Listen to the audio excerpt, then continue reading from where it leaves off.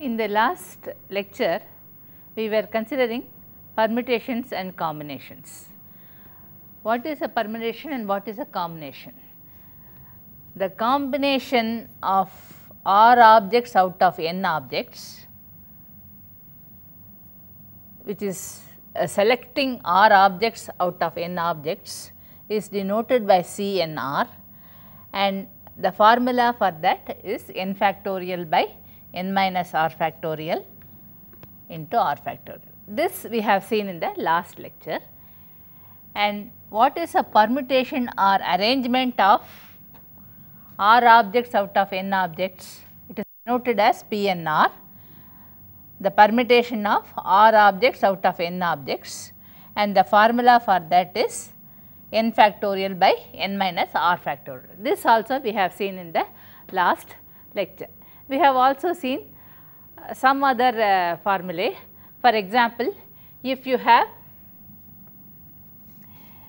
n objects, out of which q1 of them are of the first kind, q2 of them are of the second kind, and so on, and qt of them are of the tth kind, then the number of permutations you are q1 of them are identical, q2 of them are identical, qt of them are identical, and out of these n objects, then the number of permutations we can have is denoted by n factorial by q1 factorial, q2 factorial, qt factorial. This also we have seen, some other formula also we have seen. So, the same sort of idea we are going to consider today in a different manner. We are going to consider the distribution of non-distinct objects into distinct cells, and we are also going to consider the distribution of distinct objects into distinct cells. So, there are two things we are going to consider today: the distribution of distinct objects into distinct cells and the distribution of non-distinct objects into distinct cells. Let us first consider the distribution of distinct objects. You can see that there will be close correspondence between this and permutations and combinations. So, first considering the distribution of distinct objects, you are having R distinct objects and n distinct cells. Now, n may be greater than or equal to R, or n may be less than R. So, depending on the two cases, you have different formula. The result is like this. Let us see how we get this in a moment. There are PNR or PRN ways to place R distinct objects into n distinct cells, where each cell can hold only one object, depending on whether n is greater or less than R. So, you are having R objects, they are all distinct, say A1, A2, AR, and you are having n cells, they are also distinct. These are objects are all distinct, cells are also distinct. Say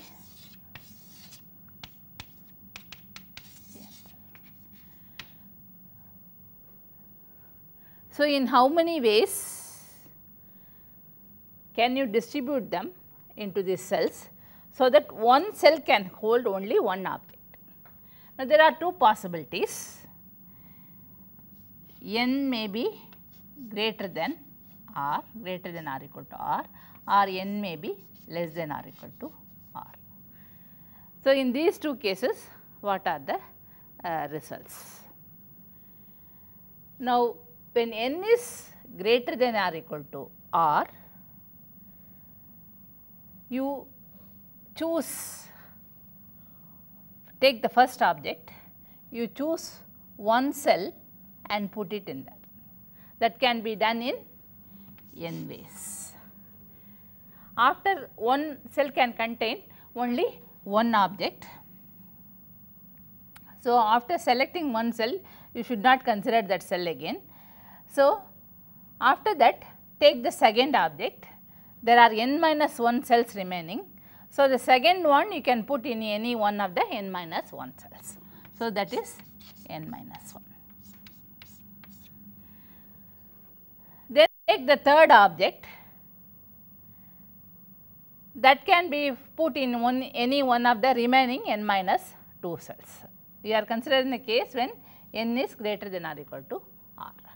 So, that will be n minus 2 and so on until the rth object, when you take it, there will be n minus r plus 1 cell remaining. You can put it in any one of them. We are considering a case when n is greater than or equal to r. So, the last object you can put in any one of the n minus r plus 1 cells. So, this is the product you obtain, and we know that this is nothing but n factorial by n minus r factorial, and that is just p n r.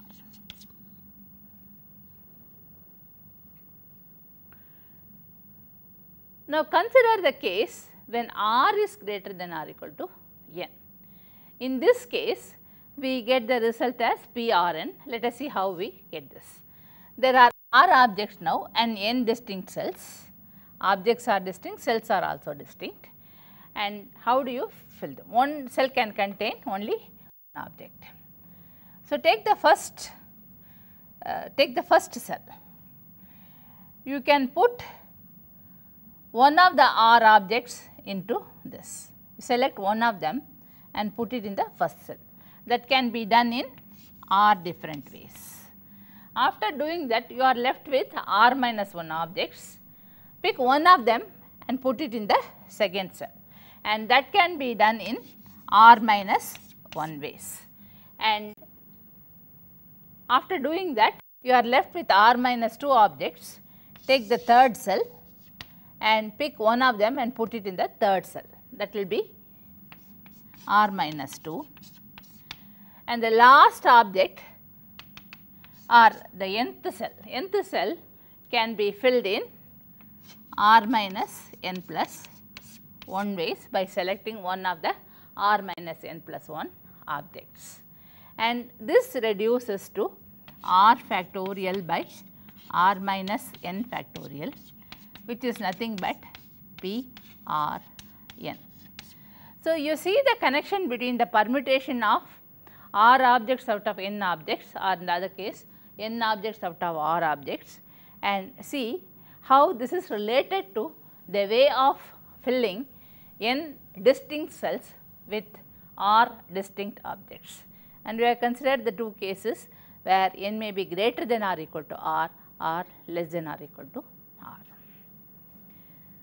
So, this is one result. We are not allowing any repetition, that is, one cell can contain only one object. When one cell is allowed to have more than one object, what happens? The distribution of r distinct objects in n distinct cell, where each cell can hold any number of objects, is equivalent to the arrangement of r of the n cells when repetitions are allowed. How do you get this?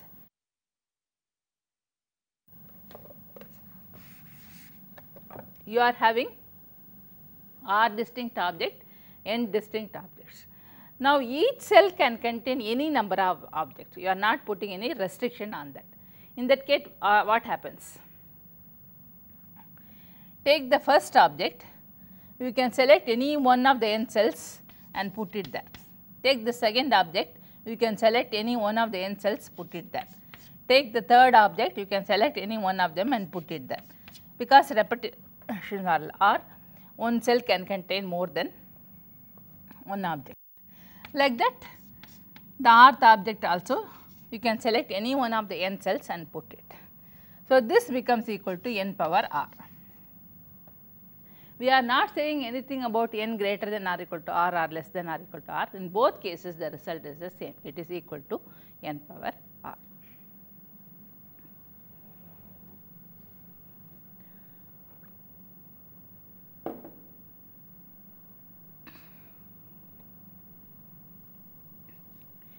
when the order of the objects in a cell is also considered, what is the number of ways of distribution?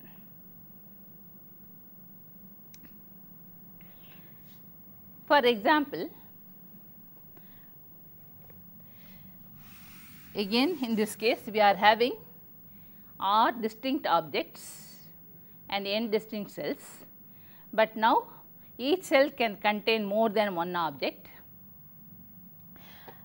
and the order in which you are putting the objects in a cell is important. For example, suppose I select A1 and put it here, then I select A2 and put it here, then I come to A3, I want to put it in this cell, but I can put it like this or I can put it like this. So, the order becomes important. In that way, what is the answer? You see, this is the number of ways of selecting R objects out of n objects where repetitions are allowed. So, the answer will be like this. It will be n plus r minus 1 factorial by n minus 1 factorial and given by this. How do you get this? It is like this. Take the first object, you can put it in any one of the n cells in n different ways. Suppose I put it in this. Take the second object, I can put it in any one of the remaining n minus cells, or if I want to put it in this cell, it can be prior to this or after this. So, actually there are n plus 1 ways of putting the second object in the n cells. Having done that, take the third object, suppose I put it here, then there are n minus 2 ways of putting in the vacant cells, and here there are 2 ways, here there are 2 ways. If I want to put it here, I can put it here or here I can put it here or here. So, that will amount to n minus 2 plus 2 plus 2, that is n plus 2 ways of filling it. Supposing A1 and A2 have been put in the same cell, say A1, A2, then the third object when I take, I can put it in any one of the n minus 1 cells, or if you want to put it in this cell, I can put it here, I can put it here, I can put it here. There are 3 ways of putting it in the same cell, that will be n minus 1 plus 3, which is n plus 2 again.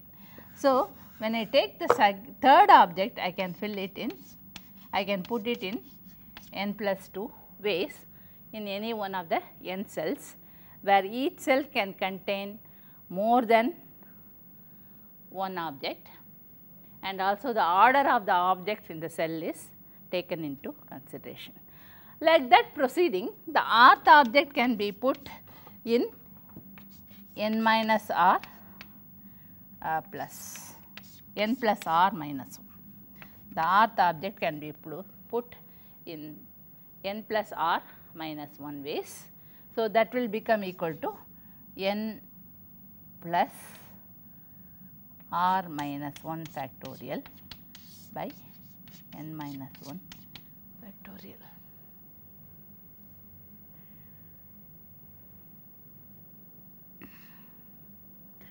So, this is how we get this result. Immediately you consider a problem. What is this? What is the number of ways of arranging 7 flags on 5 masks when all the flags must be displayed, but not all the masks have to be used? You are having 5 masks and you are having 7 flags. In how many ways can you display them, where you need not have to use all the 5 masks, but all the 7 flags you have to display. Take the first one, I will call them as F1, F2, F7. Take the first flag, I can put it in any one of the 5 masks in 5 different ways. Having done that, take the second flag. Suppose I have put the first flag here. Take the second one, I can put it in 1, 2, 3, 4, any one of the 4 marks, or if I want to put it here, I should put it before this or after this. There are 2 possibilities. So, that can be done in 6 ways, and the third flag I can put in 7 ways. Then the fourth one I can put in 8 ways, the fifth one in 9 ways, the sixth one in 10 ways, the seventh one in 7 ways. So, these 7 flags can be put in the 5 flags in 5 into 6 into 7 into etc. up to 11. That is equal to 11 factorial by 4 factorial. Or here what is n? Here in this case n is 5, r is 7. So, what is the formula? The formula is n plus r minus 1 factorial by n minus 1 factorial.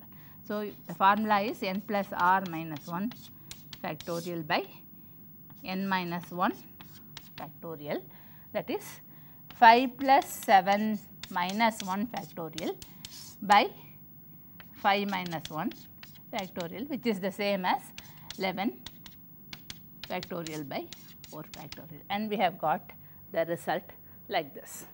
So, this example exactly illustrates what we considered earlier.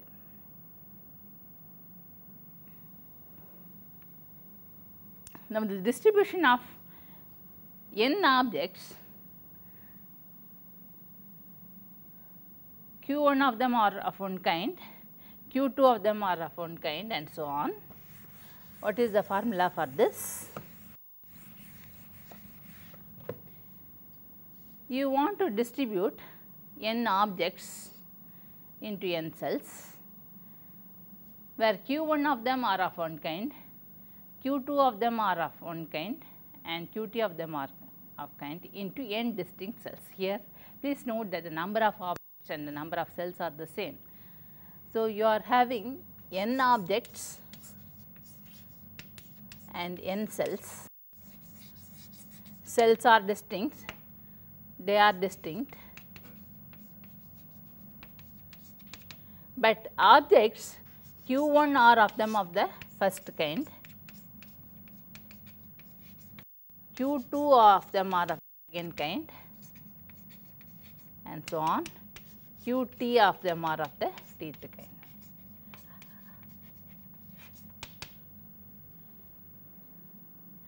That is, in essence, what you are considering is you are permuting n objects, out of which q1 of them are identical, q2 of them are identical, and q3 of them are identical, and so on. This distribution in essence means that you are permuting n objects, you are arranging n objects where q1 of them are identical, q2 of them are identical, and qt of them are identical. The formula for that is, you know, is n factorial by q1 factorial, q2 factorial, qt factorial. This is the formula for that, which we have seen in the last lecture. Thus, the number of ways of distribution is n factorial by q1 factorial, q2 factorial, qt factorial. The same formula you can also derive in a slightly different way. How do you do that?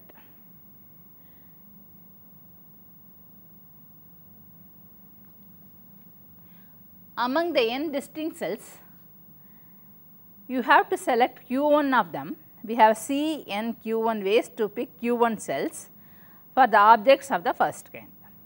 After having done that, you are remaining with n minus q1 cells, out of which you have to pick q2 cells, and that can be done in c n minus q1 comma q2 ways to pick q2 cells for the objects of the second kind, and so on. In that case, what happens? Let us see what happens.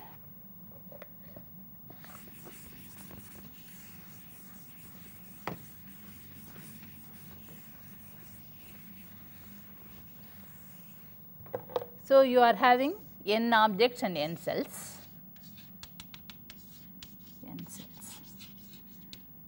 So,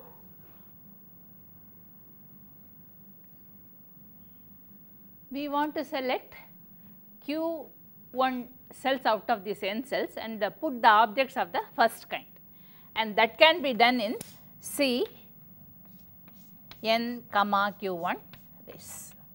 After having selected Q1 cells, we are left with n minus Q1 cells, out of which we select Q2 of them to put the second type of objects.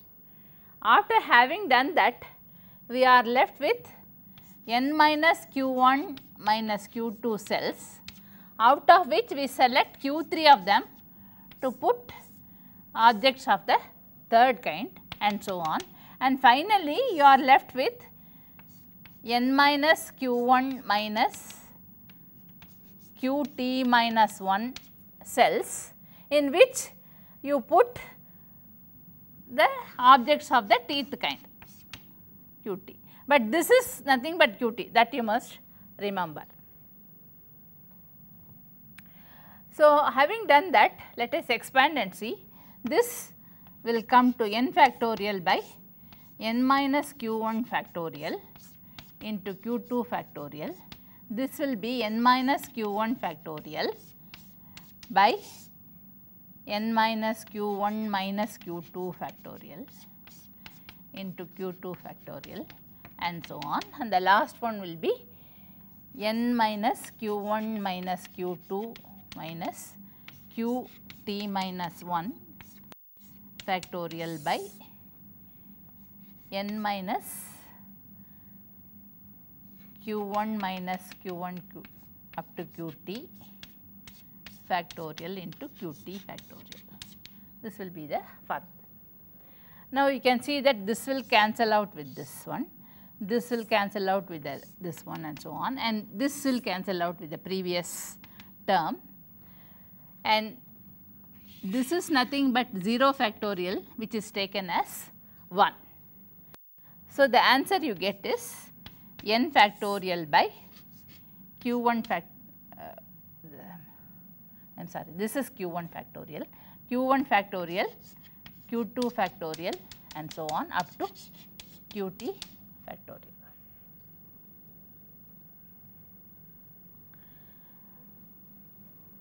Now, in this case we have taken n objects and n cells. The n cells are distinct, but the objects are of this type. Now, instead of taking n objects, if you have taken r objects, what will be the formula, and that is given by this. So, the number of ways of distributing r objects where n is greater than or equal to r, with q1 of them of one kind, q2 of them of another kind, etc. into n distinct cells is Cnq1, Cnq1, Q2, the same argument holds here also. But in the last case, the same way you have to argue out. In the last case, we have taken this as 0 factorial, but that will not be 0 factorial. Q1 plus Q2 plus Q3 up to Qt is equal to r. There are totally r objects, and Q1 of them are of one kind, Q2 of them are of one kind, and so on. So, Q1 plus Q2 plus Q3 up to Qt is equal to r. So, instead of this, you will get n minus r. So, the answer in this case will be n factorial divided by Q1 factorial, Q2 factorial, Qt factorial into 1 by n minus r factor. So far, we consider distribution of distinct objects into distinct cells. We consider r distinct objects and n distinct cells, and we considered the case where each cell can contain only one object, and we also consider the case where each cell can contain more than one object and so on. And we also consider the case where all the R objects are not different, but q1 of them are one kind, q2 of them are another kind, and so on. Next, let us consider non-distinct objects and distinct cells. Let us see what is the result. So, we want to distribute non-distinct objects into distinct cells. So, what you are having is, you are having n distinct cells or non-distinct objects. You are having n cells, distinct cells, and you are having identically R object, and we take n to be greater than or equal to R. N is greater than or equal to R. Then there are CNR ways of placing R non-distinct objects into n distinct cells with at most one object in each cell. So, you can put only one object in each cell. So, with that restriction, if you see, you will realize that out of the n cells, you have to select R of them and put the objects in those cells. So, you are selecting from the n cells R cells. So, that is equivalent to saying CNR, number of ways of selecting R objects out of n objects. So, here you are selecting R cells out of n cells, and that is can be done in CNR ways. So, there are CNR ways of placing R non-distinct objects into n distinct cells with at most one object in each cell. Now, if a cell can contain more than one object, what is the formula? The number of ways to place R non-distinct objects into n distinct cells where a cell can hold more than one object is given by this. How do you get this? See, when two or more objects are put in one cell, the order does not matter here, because what happens? All the objects are identical. So, the order in which you put them in one cell does not matter. So, you have to really select R cells out of the n cells, but here repetitions are allowed. So, this is equivalent to saying the number of ways to place R non-distinct object into n distinct cells. This is equivalent to saying, or this is equivalent to the number of ways of selecting R cells out of the n cells where you allow for repetition. And from the earlier lecture, we know that the number of ways to select R objects out of n objects where you allow for repetition is given by this formula, C n plus R minus 1 comma R. So, because of this formula, you get that the number of ways to place R non-distinct objects into n distinct cells is given by this. Now, here you are also allowing the case when a cell can be empty, or you are not selecting a cell or putting an object. But if you do not allow that, you allow that each cell should contain at least one object. So, you put the restriction that none of the cells can be empty. So, if you put this condition, if none of the n cells can be left empty, then what is the number of ways of distributing R objects into n distinct cells where the objects are all identical? Here, if you do not want any one of the n cells to be empty, that means R must be larger than or equal to n. Okay. So, in this case R is greater than or equal to n. Here the number of ways of distribution is given by this formula C R minus 1 n minus 1. How do you get this? Now, you are having R objects and n cells. first you select n of them, they are all identical. So, you just pick n of them and put one each. Then you will be left with r minus n objects.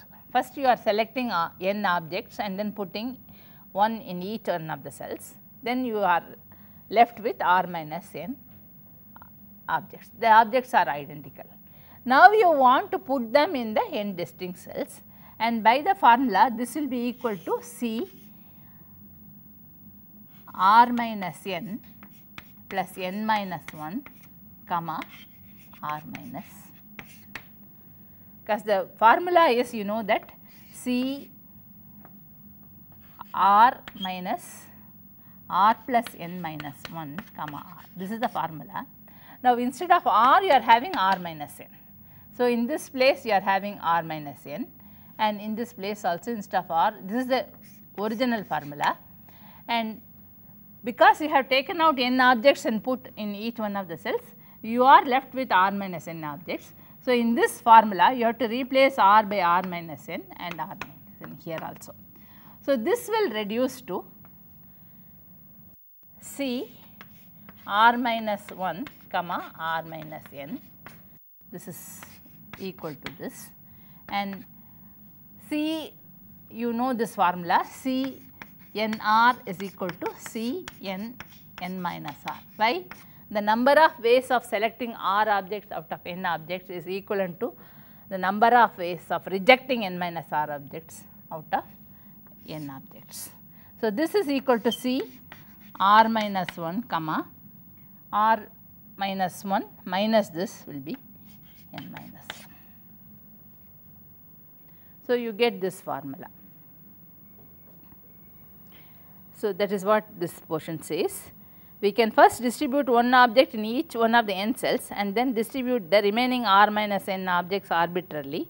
The number of ways of distribution is given by this, which is equal to C r minus 1 r minus 1, which is also equal to C r minus 1 n minus 1.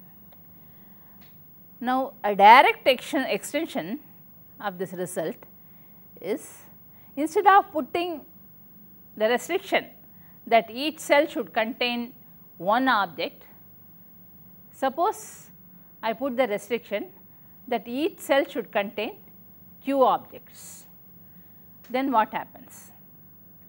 So, we want to put the restriction that each cell should contain q objects. So, first you pick out q objects, they are all identical. So, put q of them here, q of them here, q of them here. So, you have taken out r minus n q objects and put them in q in each one of the cells. So, you are left with r minus n q objects. You have taken out n into q objects from this and put q in this and so on. So, you are left with r minus n q objects. These r minus n q objects you can distribute among the n cells in an arbitrary manner. So, in the formula C r plus n minus 1 r, instead of r, now you have to put r minus n q. So, the formula will be C r minus n q plus n minus 1 comma r minus n q, and that will be equal to C r minus n q plus n minus 1 comma n minus 1, because of this result C n r is equal to C n n minus r. So, you get this result. This is a number of ways of doing that will be C r minus n q plus n minus 1 comma r minus n q, and instead of this you can write n minus 1 if you want. So, we have considered distribution of r non-distinct objects into n distinct cells. Now, let us consider a problem immediately after this. in how many ways can 2n plus 1 seats in a Congress be divided among 3 parties, so that the coalition of any 2 parties will ensure them a majority. So, you are having say in assembly seats or parliament, something like that, you are having 2n plus 1 seats and 3 parties are contesting for them. Each party may win some seats, and for formation of the government, the number of seats should be such that it should be possible for any 2 parties coming together and form a government. So, suppose the 3 parties are P1, P2, P3. It is like you are having 3 cells, 3 distinct cells, 3 distinct parties are there. The seats there is no distinction, so it is identical objects. You are having 2n plus 1 identical objects and you want to distribute them among these. So, in how many ways can you distribute these 2n plus 1 seats between 3 parties? Here R is equal to 2n plus 1, n is equal to 3. So, the formula is C R plus n minus 1, that is 2n plus 1 plus 3 minus 1 comma R, that is 2n plus 1, that is equal to C 2n plus 3 comma 2n plus 1, this is also equivalent to C 2n plus 3 comma 2. This is the number of ways in which the 2n plus 1 seats can be distributed between the 3 parties. But there is one more condition here, that is any 2 parties combining together should be able to get a majority. Majority will be n plus 1 or more. Now, suppose this gets more than n plus 1 seats. In that case, these 2 together will get less than n seats, and in that case these 2 together will not be able to form a government. The condition is the distribution of the seats between the 3 parties should be in such a way that any 2 parties combining together should be able to form a government. So, out of the general number of distributions which is given by this, you have to subtract those distributions where one party gets more than or equal to n plus 1 seats. So, what is that? Suppose I have P1, P2, P3 like this, n plus 1 seats are already given to P1. The remaining n seats are distributed between P1, P2, P3. In how many ways can you do it? You can do it in C into the number of seats is now R. So, R is equal to n now, n is equal to 3. So, what is the formula? The formula is C n plus 3 minus 1 comma n, and that is 3 C n plus 2 comma n, which is equal to C n plus 2 comma 2.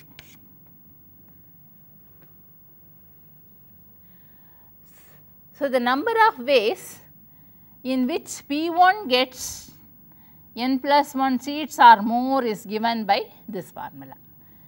This should be subtracted from the total number of distributions available, and similarly P2 can get n plus 1 or more seats, that should also be avoided. So, that is again the number of ways in which P2 gets n plus 1 or more seats and the remaining seats are distributed between P and P3 is again the same number, and a similar case holds for P3 also. So, the total number of ways in which the seats can be distributed among parties such that any two of them will be able to combine and form a government is given by C 2n plus 3 comma 2 minus 3 times C n plus 2 comma 2. And what is this? This is 2n plus 3 into 2n plus 2 by 2, and this is n plus 2 into n plus 1 by 2. If you simplify, this will be half into n plus 1 into 2 into 2n plus 3 minus 3n plus 2, and that will be half into n plus 1. This is 4n plus 6, this is minus 3n plus 6 will be just n. So, the answer is half of n into n plus 1 or n into n plus 1 by 2. This is the number of ways in which you can distribute the seats, or the parties can be given the seats such that it is possible for any two of them joining together and form a government getting a majority of n plus 1 or more. Now, what will happen if the same argument is given, but instead of 2n plus 1 seats, see in 2n when you have an odd number of seats, it is very easy. You have a majority of n plus 1 or more is majority. Now, the same if you have an even number of seats, say 2n seats you are having, majority will be n or n plus 1 or more you must get. So, what will happen if you use, you have to use the same formula. If you have 2n seats, the number of ways of distributing the 2n seats among the 3 parties, you have 2n seats, you have to distribute them among the 3 parties. In this case, this formula if you apply, it is R will be 2n, n will be 3. So, you will get 2n plus 3 minus 1 comma 2n, and that will be 2n plus 2 comma 2n, or that will be C 2n plus 2 comma 2. Now, you have to avoid cases where P1 gets n, if the remaining gets n, then also they cannot combine and form a government. So, when P1 gets n and the remaining n are distributed among the 3, such a distribution will not help to form a government by P2 and P3. So, using the same formula, supposing P1 gets more than or equal to n seats, what is the number of ways of distribution? That is, in this case, the remaining n can be distributed among the 3. So, what is n? N is 3. What is R? R is n. So, the formula is C n plus 3 minus 1 comma n, which is C n plus 2 comma n or C n plus 2 comma 2. So, the formula in this case again the same thing you have to consider for P2, you have to consider for P3. So, the formula here is the total number of ways is total number of ways of distribution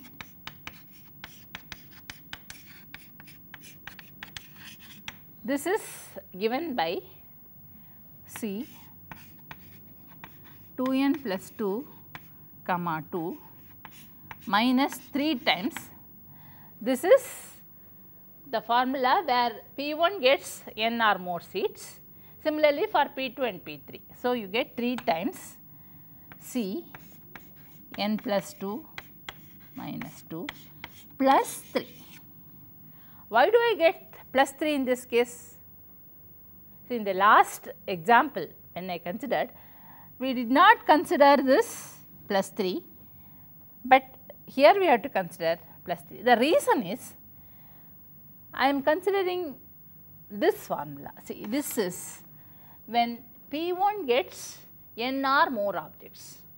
When P1 gets n objects and P2 gets n objects and P3 gets 0 objects, this will be accounted for once in this formula. It will also be accounted for when you consider the formula for P2 getting n or more objects. So, this one will be accounted for more than once, it will be accounted for twice. Similarly, the distribution for P1, P2, P3, this distribution and this distribution and this distribution, each one of them will be accounted for 2 times in this. You should not subtract twice that. So, that is why we are adding 3 and this will give you the answer. This will be 2n plus 2 into 2n plus 1 by 2 minus 3 into n plus 2 into n plus 1 by 2 plus 3, and if you simplify this will be half into n plus 1. If you take out, this will be 4n plus 2 minus 4n plus 2 minus 3n minus 6 plus 3. If you simplify, this will be equal to half into n minus 1 into.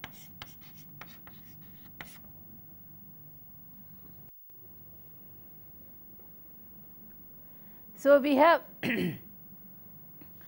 seen that what is the number of ways of distributing R distinct object into n distinct cells and also R non-distinct object into n distinct cells, and how this concept can be used to solve some problems. Let us consider 1 or 2 more problems in permutations and combinations. Let us consider this problem. Prove the identity 1 into 1 factorial plus 2 into 2 factorial plus n into n factorial is equal to n plus 1 factorial minus 1. Discuss the combinatorial significance. Now, you know that 1 into 1 factorial is equal to 1 plus 1 into 1 factorial minus 1 factorial. 2 into 1 factorial minus 1 factorial, that is 2 factorial minus 1 factorial,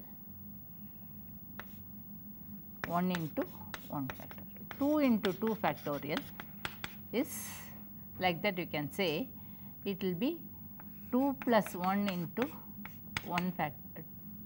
2 factorial.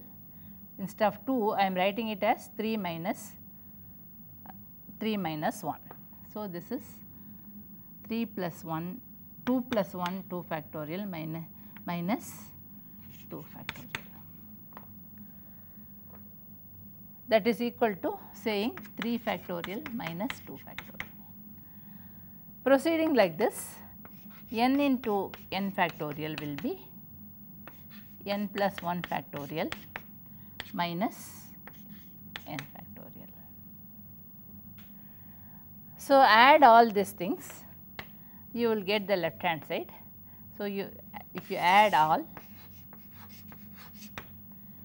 you get the left hand side of this, left hand side 1 into 1 factorial plus 2 into 2 factorial etc. up to n into n factorial. But you see that this minus 2 factorial will cancel with this, the next term will be 4 factorial minus 3 factorial. So, this will cancel with this and so on, and this n factorial will cancel with previous term. So, this will reduce to n plus 1 factorial minus 1 factorial, that is equal to n plus 1 factorial minus 1, which is the right hand side, right hand side. So, you have proved the inequality. Here we have not used any combinatorial argument, we have just used the formula and shown this. Now, what is the combinatorial significance of this? Consider n plus 1 objects A1, A2, A n plus 1. You are having n plus 1 objects and you are permuting, you are arranging them in non-possible ways. What is the number of ways of arranging? That will be n plus 1 factorial,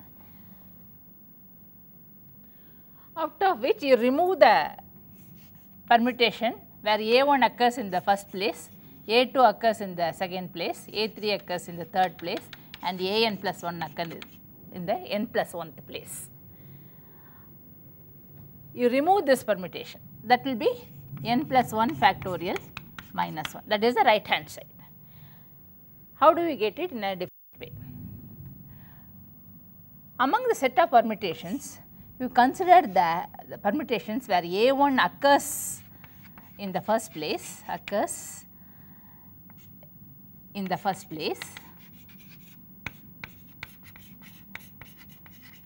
and A1 does not occur in the first place.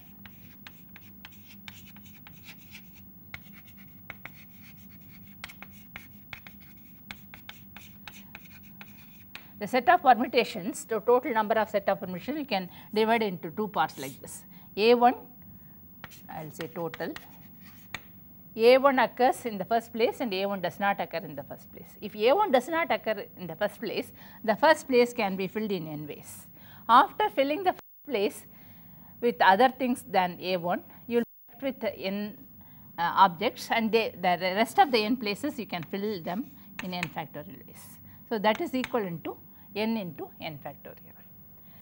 Now, consider the case where A1 occurs in the first place. In this, you can split into two ways. A2 occurs in the second place, A2 does not occur in the second place.